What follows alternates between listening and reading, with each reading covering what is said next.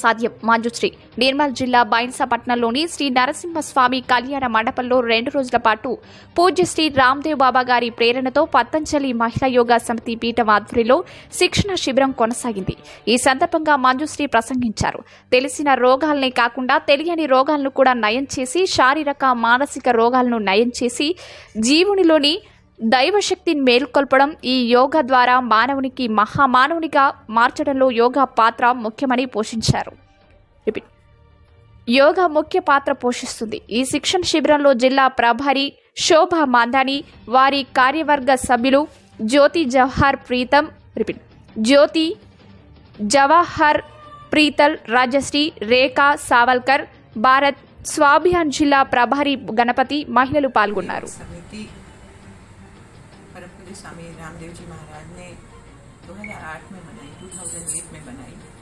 उस समय उद्देश्य क्या था महिला पतंजलि योग समिति के बनाने का? योग तो पहले भी हो रहा था और योग अभी आगे भी चल करके होता रहेगा, पर इस चीज का मेन पर्पस क्या था? इसका मेन उद्देश्य क्या है?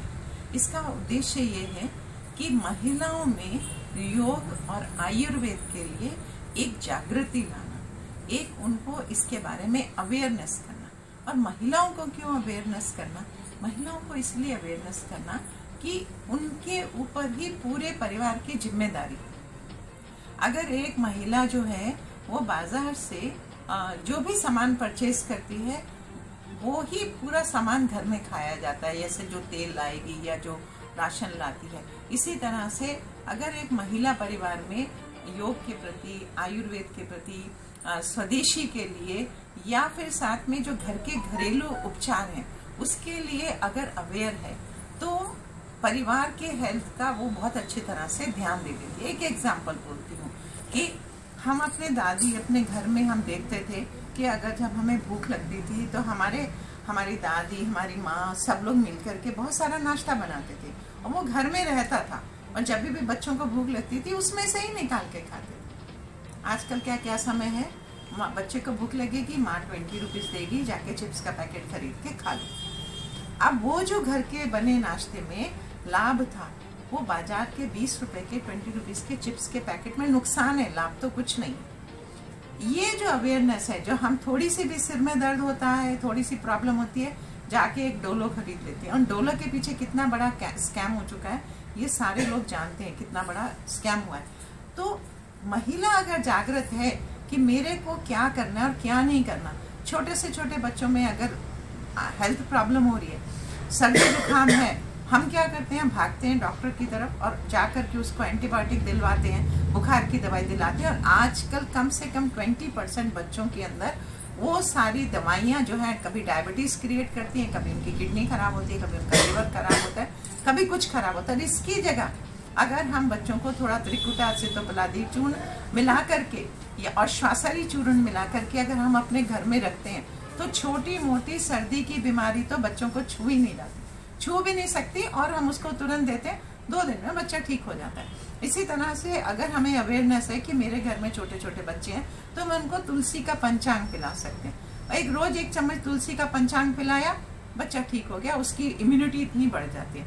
इसी तरह से आपके घर में कोई बड़े लोग हैं, उनको सर्दी रहती है, कमजोरी रहती है, 1 चम्मच च्यवनप्राश, छोटे बच्चों से लेके बड़े तक 1 चम्मच च्यवनप्राश बॉडी में इम्यूनिटी लेके आता है, सर्दी जुकाम खांसी की प्रॉब्लम को खत्म करता है, ताकत लेके आता है।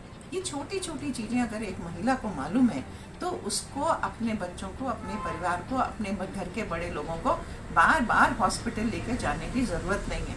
और ये सबको मालूम है कि जब हम एक एलोपैथी की दवाई खाते हैं उसके साथ आपको कम से कम 4-5 साइड इफेक्ट आते ही आते हैं। आप अगर डोलो या क्रोसिन ज्यादा खाते हो तो आपको एसिडिटी होगी ही होगी, आप उससे बच नहीं सकते, वो तो होता ही है। तो इसका समाधान कहाँ है? इसका समाधान ये है कि घर की महिला अगर जागृत है तो वो पूरे परिवार को संभाल लेगी।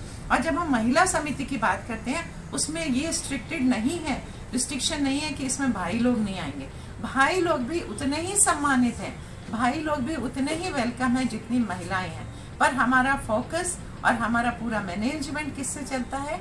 हमारा फोकस और मैनेजमेंट रहता है महिलाओं के ऊपर। पूरे समिति को कौन चलाता है? महिलाएं। पर ऐसा नहीं है कि भाई लोगों को हम उसमें इन्वॉल्व नहीं करते, क्योंकि देखो इस बात को अच्छी तरह से समझने की जरूरत है। ये सोसाइटी महिला और पुरुष दो पहियों के ऊपर चलती है। खाली महिला पूरी सोसाइटी नहीं चला सकती, खाली पुरुष पूरी सोसाइटी नहीं चला सकते। दोनों को साथ मिलकर के काम जरूरी है, पर हमारा फोकस एक चीज के ऊपर रह सकता है कि हम महिलाओं के ऊपर फोकस रख सकते हैं। अब आप छोटे बच्चों से बात लीजिए, खुद की सेल्फ हेल्थ। महिलाएं सबसे ज्यादा अपनी हेल्थ को इग्नोर करती हैं। ये मेरा मेन फोकस रहता है कि उनको सिर दर्द हो रहा है, माइग्रेन हो रहा है, उनको ओबेसिटी हो रही है, वो उसके ऊपर ध्यान ही नहीं देती। अपने बच्चों के ऊपर, पति बीमार है तो फटाफट दवाई और हॉस्पिटल चलेंगे, बच्चे बीमार हैं तो, और अपने लिए बीमारी है, हाँ ठीक है कोई बात नहीं, इग्नोर करती रहती है। और कई कई जगह तो मैंने देखा कि महिला इग्नोर करके करके करके वो लास्ट में बेड रिटर्न हो जाती हैं। बच्चे, सब परिवार के लोग आगे बढ़ जाते हैं, वो वहीं पे रहते रहते एक दिन उसका अंत हो जाता है। तो सेल्फ रियलाइजेशन की मेरी भी तकलीफ है, मेरी इंपॉर्टेंस है। अगर घर की महिला को हम केंद्र बिंदु मानते हैं, अगर वो खत्म हो गई, गिर गई, उसका नुकसान हो गया, तो पूरा परिवार चरमरा जाता है, पूरा परिवार खराब हो जाता है। इस दृष्टि से भी हमें देखना है। तो महिलाएं अपने स्वास्थ्य के प्रति, और सबसे बड़ी प्रॉब्लम होती है वो पैसा नहीं खर्च करना चाहती हैं। वो कहेंगी पति के ऊपर कितना भी खर्च कर दो, बच्चों पे कितना भी खर्च कर दो, पर वो अपने पे खर्च करना नहीं चाहती। तो हम उन्हें सॉल्यूशन देते हैं कि आप बिना पैसा खर्च कर सिर्फ 1 घंटे का, 2 घंटे का समय दीजिए, सिर्फ समय मांगते हैं, बिना पैसा खर्च करें। आप अपने को, अपने परिवार को कैसे ठीक रख सकते हैं, मेंटली, फिजिकली, इमोशनली। और जब ये ठीक होंगे तो सोसाइटी भी अपने आप सुधर जाएगी। तो कहा, हमारे में ये भी कहा गया, यत्र नार्यन्ते पूज्यते तत्र रमन्ते देवता। जहाँ नारी की पूजा होती है वहां देवता रहते हैं। इसका मैं उल्टा बोलती हूँ, जहाँ देवता जैसे पुरुष होते हैं वहीं नारी की पूजा, जहाँ देवता जैसे पुरुष होते हैं वहीं नारी की पूजा होती है। आप आज सोसाइटी में देख लीजिए, कहीं भी देख लीजिए, तो पुरुष जो अपनी स्त्रियों को इस सेवा के लिए, इस काम के लिए आने देते हैं और उनके साथ पूरा सहयोग करते हैं, वो हमारे लिए देवता स्वरूप है, वो हमारे लिए पूजनीय है, आदरणीय है। तो महिला समिति का उद्देश्य है कि भारत के, देश के एक एक गांव के, एक एक घर में पहुंच के महिलाओं को योग, आयुर्वेदिक, घरेलू उपचार और इन सब के साथ देशभक्ति, स्वदेशी के प्रति अवेयर कराना। और यही काम में हम आजकल पूरी तरह से, पूरी जगह, पूरे राष्ट्र में हम भ्रमण करें। और मैं ही नहीं, मेरे जैसी बहुत सारी महिलाएं हर प्रांत में हैं, गुजरात से लेके, दिल्ली से लेके, हिमाचल से लेके, गोवा, दमन द्वीप से लेकर के भारत का कोई भी ऐसा प्रदेश नहीं है कि जहाँ पर ये महिलाएं काम नहीं करें। इस समय 1 करोड़ से ज्यादा महिला पतंजलि योग समिति के सदस्य हैं पूरे हिंदुस्तान में, अगर हम मिलाएं तो। ओम नमस्ते, मैं निर्मल जिला प्रभारी शोभा मानधनी हूँ। महिला पतंजलि योग समिति निर्मल जिला की जिला प्रभारी हूँ। शोभा मानधनी मेरा नाम है। मेरे पति श्याम सुंदर जी मानधनी हैं और वो सेवा भारती के अध्यक्ष हैं, जिला अध्यक्ष हैं, और वो आरएसएस से जुड़े हुए। मैं भी राष्ट्र सेविका समिति से जुड़ी हुई थी, थोड़ा बहुत काम चल रहा है। मैं ये बताने जा रही हूँ कि पतंजलि से मैंने क्या सीखा, योग से, स्वामी जी से मैंने क्या सीखा। सबसे पहले तो मैं डिप्रेशन में थी, उसके बाद में मुझे ऐसे लगा कि मुझे कुछ करना चाहिए, तो आस्था चैनल पे स्वामी जी का चैनल देख के मैंने कुछ करना सीखा। बाद में हैदराबाद में उनका शिविर अटेंड करने के बाद में मुझे बहुत प्रेरणा और बहुत उत्साह मिला। यहाँ पे आके मुझे लगा कि मेरे जैसे बहुत से हैं जिनको योग की ज़रूरत है, तो मैंने लेडीज़ को जमा करके उनको योग सिखाया और उससे मेरा बहुत अनुभव बढ़ा और मेरे बहुत सारे प्रॉब्लम मैंने योग से अच्छा किया और बहुत अच्छा एक्सपीरियंस रहा मेरा, और सभी से बहुत सहयोग मिला मुझे और सभी को बहुत फ़र्क लगने लगा। ऐसा करते हुए यहाँ तक आज पहुँचे हैं, तो सारे हर गली में बहुत सी महिलाएं योग और पतंजलि योगपीठ में अपने योगग्राम में जाके आ रहे हैं और अपना स्वास्थ्य ठीक कर रहे हैं। और भी बहुत से प्रॉब्लम है, बहुत से लेडीज़ बोलते हैं कि हम घर का काम करते हैं तो हमें योग की क्या ज़रूरत है। तो इससे भी बहुत से लेडीज़ पूरा घर का काम करते हुए कुछ नहीं, उन्हें हर समय प्रॉब्लम रहता ही है, यानी कि अटैक भी आ रहा है, उनके लंग्स भी बहुत ख़राब हो रहे हैं, उनके हार्ट्स भी बहुत प्रॉब्लम आ रहा है। तो यानी घर का काम करने से आपको कुछ नहीं मिलेगा। आप 1 घंटा योग प्राणायाम करेंगे तो आप दिन भर शक्ति से भरपूर रहेंगे, ऊर्जा से भरपूर रहेंगे। मेरा यही बोलना है कि सभी को करना चाहिए, चाहे कोई कुछ भी करो, मेडिटेशन करो या कोई और भी, लेकिन योग और प्राणायाम और ध्यान सभी महिलाओं को करना चाहिए। हमें ऊर्जावान बनते हुए हमें परिवार को संभालना है, बच्चों को संभालना है। हम स्वस्थ रहेंगे तो हमारा घर, हमारा मोहल्ला, हमारा गांव और हम कुछ कर सकेंगे, देश की सेवा कर सकेंगे। धन्यवाद। अभी हमारा प्रयास ये चल रहा है कि यहाँ पर आने से हर गली के लोग अपने पास नहीं आ सकते, तो हर गली में एक योग टीचर हमें तैयार करना है ताकि गली के सारे लोग उसका लाभ ले सके और अपना स्वास्थ्य ठीक रख सके। और इसके आगे हमारा प्रयास ये चल रहा है, सारे योग टीचर्स मिलकर हम कभी कुछ कभी कोई इस तरह से हम अपने ज़िले के आसपास के गाँव में जाकर योग से हम सभी को स्वास्थ्य देने का प्रयास कर रहे हैं, करेंगे। ये हमारा आगे का प्लान है, देने में प्रयत्न करेंगे। मैं ज्योति झंवर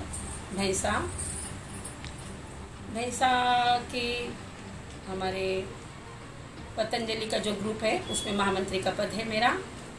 मैं हमारे मारवाड़ी धर्मशाला यानी राधा कृष्ण मंदिर में रोज़ क्लास चलाती हूँ। वहाँ पर सभी महिलाओं को योग करने से बहुत लाभ हो रहा है। मेरा पर्सनल एक्सपीरियंस है कि आज से 8 साल पहले मैं मेरे पर्सनल लाइफ में बहुत डिस्टर्ब हो गई थी। बहुत बड़ा हादसा हो गया है मेरे साथ। उस समय मुझे कोई राह नहीं दिखती थी जीने की। मैं हर पल यही सोचती कि मुझे अब जीना ही नहीं है। लेकिन पतंजलि का जो रोज़ रामदेव बाबा का हम टीवी पर देखते थे कार्यक्रम, यही कहती हूँ कि आपके जीवन की समस्याएं हैं वो आप बिल्कुल सॉल्व कर सकते हैं हर तरीके से। आपका स्वास्थ्य आप ठीक रख सकते हैं, घर परिवार और बच्चों को संस्कार दे सकते हैं अच्छे, और ये सब बिना शुल्क होने वाला है। जो हम हॉस्पिटल में इतना पैसा खर्च करते हैं, न जाने कहाँ कहाँ जाकर हम शिविर अटेंड करते हैं, इतना पैसा हमारा लगाते हैं, लेकिन हम खुद का स्वास्थ्य घर में रहकर ही बहुत अच्छा कर सकते हैं दृढ़ संकल्प के साथ। सभी को यही कहना चाहूँगी कि नित्य प्रति योगा को अपने जीवन में एक स्थान दीजिए। योगा के सिवा कुछ नहीं होने वाला है। स्वास्थ्य के लिए हम बड़े बड़े हॉस्पिटल घूमते हैं, लेकिन फिर जाकर हमको योग की शरण में ही आना है। और बाबा रामदेव जी ने तो सारी दुनिया को इतना कुछ दिया है। सारी दुनिया अभी योग ही करने में लगी है और बहुत से डॉक्टर भी योग के लिए हमको प्रेरित करते हैं। 7 साल से योगा क्लास चालू है, सुबह 5 से लेकर 6:30 बजे तक, और इसके आगे इवनिंग क्लास करने का भी हमारा विचार है। ओम नमस्ते। मैं निर्मल जिला प्रभारी शोभा मानधनी हूँ। महिला पतंजलि योग समिति निर्मल जिला की जिला प्रभारी हूँ। शोभा मानधनी मेरा नाम है। मेरे पति श्याम सुंदर जी मानधनी हैं और वो सेवा भारती के अध्यक्ष हैं, जिला अध्यक्ष हैं, और वो आरएसएस से जुड़े हुए। मैं भी राष्ट्र सेविका समिति से जुड़ी हुई थी, थोड़ा बहुत काम चल रहा है। मैं ये बताने जा रही हूँ कि पतंजलि से मैंने क्या सीखा, योग से, स्वामी जी से मैंने क्या सीखा। सबसे पहले तो मैं डिप्रेशन में थी, उसके बाद में मुझे ऐसे लगा कि मुझे कुछ करना चाहिए, तो आस्था चैनल पे स्वामी जी का चैनल देख के मैंने कुछ करना सीखा। बाद में हैदराबाद में उनका शिविर अटेंड करने के बाद में मुझे बहुत प्रेरणा और बहुत उत्साह मिला। यहाँ पे आके मुझे लगा कि मेरे जैसे बहुत से हैं जिनको योग की ज़रूरत है, तो मैंने लेडीज़ को जमा करके उनको योग सिखाया और उससे मेरा बहुत अनुभव बढ़ा और मेरे बहुत सारे प्रॉब्लम मैंने योग से अच्छा किया और बहुत अच्छा एक्सपीरियंस रहा मेरा, और सभी से बहुत सहयोग मिला मुझे और सभी को बहुत फ़र्क लगने लगा। ऐसा करते हुए यहाँ तक आज पहुँचे हैं, तो सारे हर गली में बहुत सी महिलाएं योग और पतंजलि योगपीठ में अपने योगग्राम में जाके आ रहे हैं और अपना स्वास्थ्य ठीक कर रहे हैं। और भी बहुत से प्रॉब्लम है, बहुत से लेडीज़ बोलते हैं कि हम घर का काम करते हैं तो हमें योग की क्या ज़रूरत है, तो इससे भी बहुत से लेडीज़ पूरा घर का काम करते हुए कुछ नहीं, उन्हें हर समय प्रॉब्लम रहता ही है, यानी कि अटैक भी आ रहा है उनके